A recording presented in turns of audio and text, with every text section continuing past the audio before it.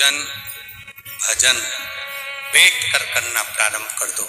जब तुम बैठ कर करोगे थोड़ा सा तुम्हें भले लगेगा कि गुरुजी मेरे को तो डॉक्टर ने कुर्सी पर बैठने का बोला है, मेरे शरीर में कष्ट है, मेरे शरीर में रोग है। देखो, अगर तुम अंदर से बलवान हो ना, अंदर से अगर बलवान हो ना, तो बड़े से बड़े रोग को हराने की सामर्थ्य तुम्हारे अंदर है। और अगर तुम अंदर से बलवान नहीं हो तो रोग तुम्हें घेरता चले जाएगा। अंदर से बलवान हो गया ना, शरीर में कष्ट आ गया, तकलीफ आ गई शरीर के अंदर, रोग आ गया शरीर के अंदर, कष्ट आ गया, कोई बड़ी बीमारी भी दिख रही है कि शरीर के अंदर आ गई, थोड़ा दिन तुरबा को लाइए। क्या लाओगे? जम के बोलो जरा। तुरबा, तुरबा देखिए सब लोगों ने, तुरबा के नीचे का जो भाग होता है, जब आप तुरबा तोड़ेंगे तो ऊपर हरा हरापन रहेगा, नीचे थोड़ा थोड़ा हल्का हल्का सा पीलापन रहेगा, सफेदपन रहेगा, रहता है उसमें। तुरबा को तोड़ते हैं तो जब तुरबा आप लेकर जाएं, देवादिदेव महादेव की अशुक सुंदरी वाली जो जगह है, उस अशुक सुंदरी वाली जगह पर 7 तुरबा का बल आप अशुक सुंदरी वाली जगह पर किसी भी सोमवार को समर्पित करें और उस तुरबा को उठा कर लिया। 7 तुरबा 7 दिन तक उसको गीले कपड़े के अंदर अच्छे दबा के रख लें और 7 दिन एक तुरबा प्रतिदिन खाली पेट उसको खाना चबा चबा कर प्रारंभ करिए। शरीर में अगर कमर में भी दर्द है, घुटने में भी दर्द है और पीठ में कंधे के पास अगर दर्द है, 7 दिन खाकर देखना, धीरे धीरे धीरे धीरे वो दर्द अपने आप समाप्त होना चालू हो जाएगा। वो तुरबा का आनंद हमारे जीवन में, क्योंकि भूमि तत्व को हमें मिल रहा, भूमि तत्व से हमें प्राप्त हो, हम छोड़ दिए।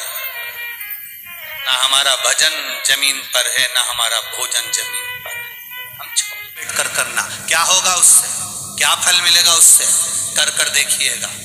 केवल जिसको शुगर हो, और शुगर जिसके शरीर में है, उसको नियम बना लेना चाहिए कि मैं कुर्सी पर टेबल पर बैठकर नहीं खाऊंगा, मेरे शरीर में कष्ट है बहू, एक काम कर, जमीन पर एक मोटा सा आसन लगा दे, मैं धीरे से बैठूंगा, वहां बैठकर मैं खाऊंगा।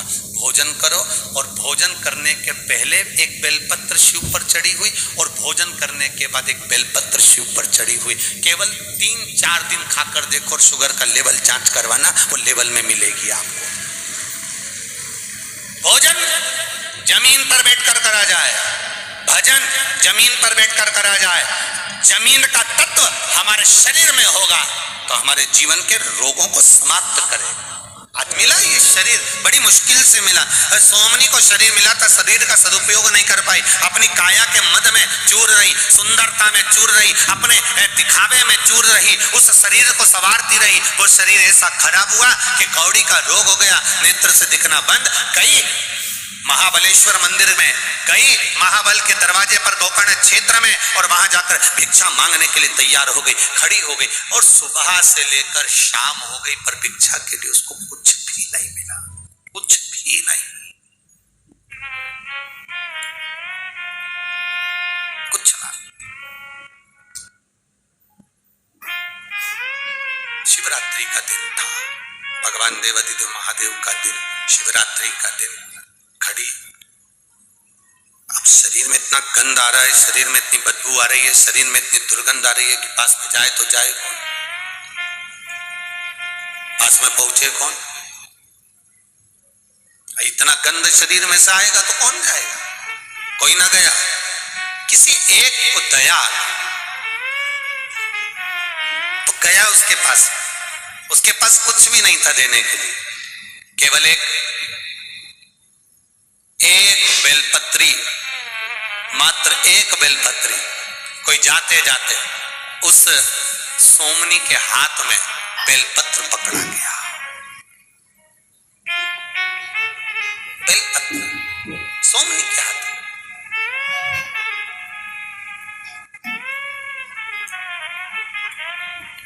पूर्व जन्म में जिसने 1000 गौ माता का दान करा होता है, 1000 गौ माता का दान किया होता है, बेलपत्री का वृक्ष उसके घर में लगा हुआ होता है।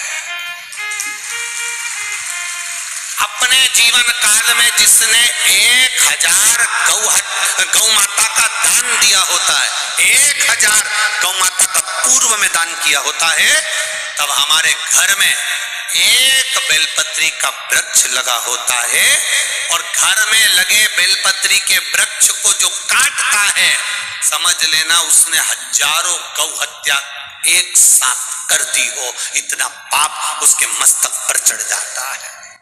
एक बेलपत्र का वृक्ष हमारे जीवन की सार्थकता दे देता, एक बेलपत्र का।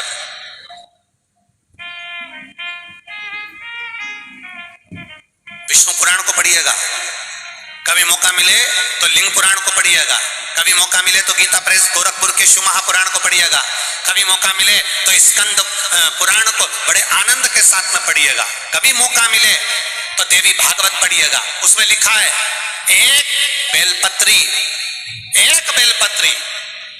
अगर कोई देवाधिदेव महादेव को समर्पित कर देता है, या एक बेलपत्री कोई दुखी है और उसको भी अगर वो दान में एक बेलपत्र दे देता है, तो शिव महापुराण की कथा कहती है आधा किलो सोने के सिंहासन पर शालिग्राम भगवान को सोने से श्रृंगार कर कर दान करने का जो पुण्य मिलता है, वो एक बेलपत्र दान करने से प्राप्त हो जाता है। मात्र एक बेलपत्र।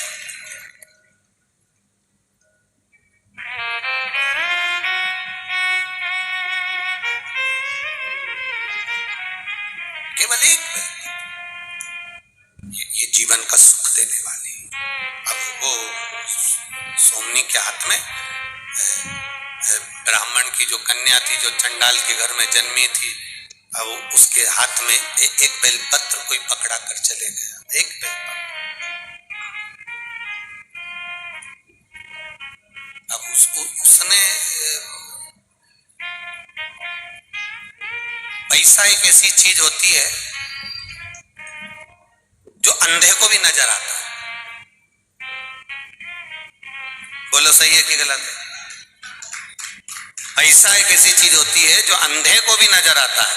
आप पैसा और एक पड़ा हुआ कागज का टुकड़ा, एक जैसी कटिंग करना कागज के टुकड़े की, बिल्कुल पैसे जैसी, और किसी अंधे व्यक्ति को वो कागज का टुकड़ा पकड़ा देना, तो वो कह देगा मेरे को बेवकूफ समझता है, तो मुझे कागज का टुकड़ा दे रहा, तो मुझे बेवकूफ समझता है।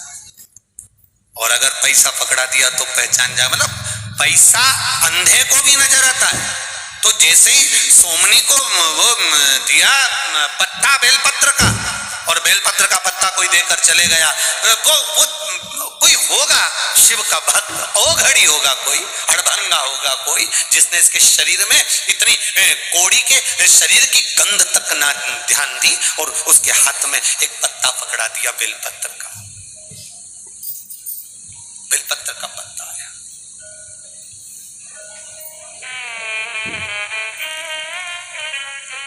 सोमनी मन में सोची, कोई पैसे देकर गया होगा, कोई धन देकर गया होगा, कुछ खाने का देकर गया होगा, कोई कपड़ा देकर गया होगा, कोई वस्त्र देकर गया होगा।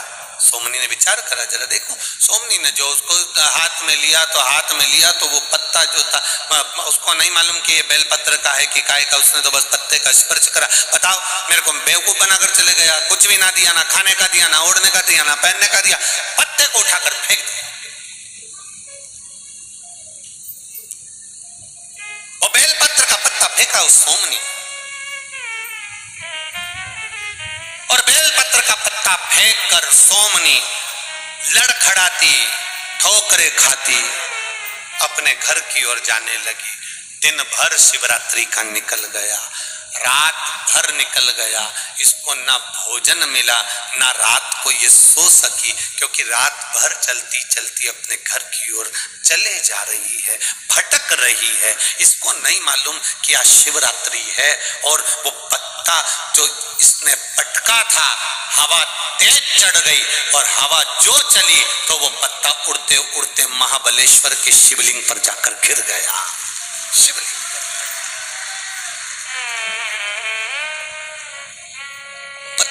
शिवलिंग पर, महाबलेश्वर के शिवलिंग पर, महाबल पर गिरा।